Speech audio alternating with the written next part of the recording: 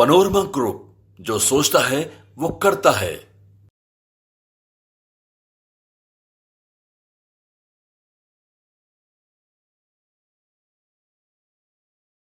नाम को मजबूती प्रदान करने वाले नरेंद्र मोदी जी, एक बार जोरदार नारा तो लगना ही चाहिए।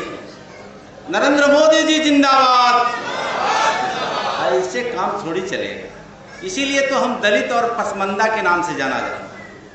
ये ताकत देनी चाहिए।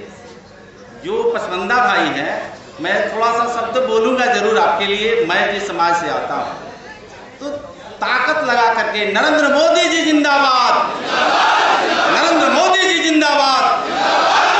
सम्मानित साथी, हम सब के बीच में जिनके लिए हम सब बैठे हैं, आपका उद्बोधन मार्गदर्शन मिलेगा। वैसे बिहार प्रदेश भाजपा के अध्यक्ष आदरणीय श्री दिलीप जायसवाल जी, हम सब के मार्गदर्शन जो सदन के अंदर और सदन के बाहर और सरकार में उप मुख्यमंत्री और कद्दावर नेता आदरणीय श्री सम्राट चौधरी जी, उप मुख्यमंत्री बिहार सरकार, मंच पे विराजमान, जिनके नेतृत्व में पसमंदा समाज का आज ये बैठक बुलाई गई है विद्यापति भवन में, मैं उनको तो हृदय के अंतकरण से बधाई भी देता हूँ, शुभकामना भी देता हूँ। वैसे मेरे भाई मीडिया प्रभारी आदरणीय दानिश इकबाल जी, इनके लिए भी एक बार जोरदार ताली बजा करके आप लोग स्वागत कीजिए।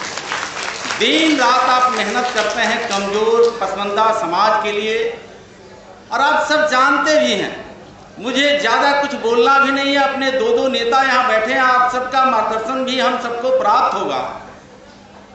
नाम आपने सुना कि कोई जनक राम कहता है, कोई जनक चमार कहता है। मैं जहाँ से आता हूँ, आप में भी पसमंदा में भी वो है। हम इधर चमार के नाम से जाने जाते हैं, लेकिन पसमंदा में चमड़िया के नाम से जाना जाता है। जो पढ़े लिखे बुद्धिमान यहाँ बैठे हैं उनको मालूम होगा। और इस्लाम ही जाना जाता है, इल्म से तालीम, तालीम से इस्लाम। तो इधर मैं चमार के नाम से जाना जाता हूँ, उधर चमड़िया के नाम से जाने जाते हैं।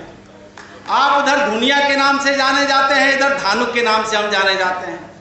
अभी भारतीय जनता पार्टी और हमारे नेता आदरणीय सम्राट चौधरी जी और दिलीप जायसवाल जी के नेतृत्व में धानुक समाज के बेटा को भारत के सबसे बड़ी सदन जो राज्यसभा होता है उसमें बना करके भेजा गया। आप जानते हैं, कोई नाम बताएगा क्या वो धानुक समाज के बेटा राज्यसभा सदस्य गया है? शंभू शरण पटेल जी का नाम बता रहे हैं। और धानुक समाज में एक बकरवार जाति हमारे दानिश इकबाल भाई कम समय में नहीं बता पाए।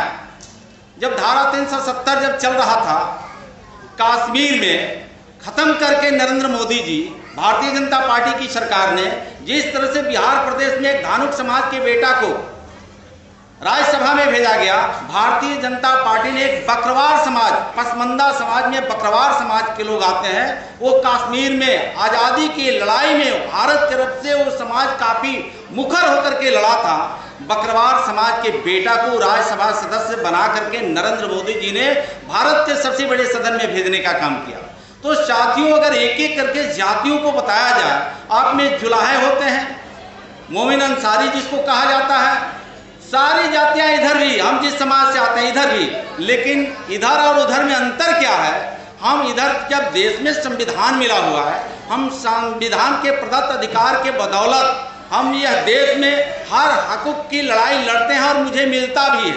लेकिन आप जहाँ से आते हैं, आप कहीं ना कहीं आप महरूम होते हैं, अपमानित होते हैं, वो संवैधानिक अधिकार आपको मिलता नहीं है।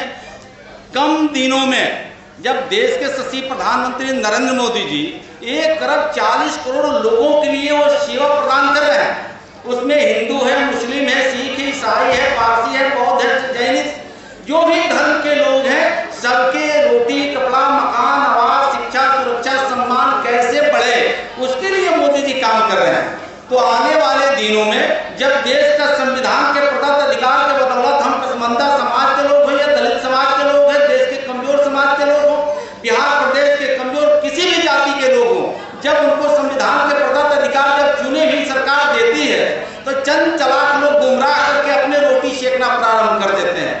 उनकी जमीन जो खिसकने लगती है, उनके पैर के तलवा जहाँ टिका हुआ है, 70-75 साल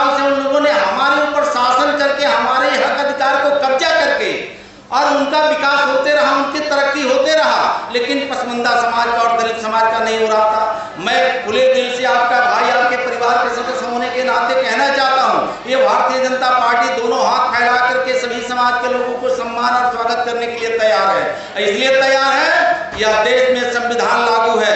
जिन लोगों ने संविधान के हवाला दे दे करके, संविधान को दिखा दिखा करके, कहीं मोमिन भाई को, कहीं अंसारी भाई को, कहीं जुलाहे भाई को, कहीं धानुक भाई को, कहीं दुनिया भाई को, और कहीं दलित समाज में कमजोर वर्ग के जातियों को गुमराह करने का प्रयास किया जा रहा है, शायद उससे हम सबको सावधान होने की जरूरत है।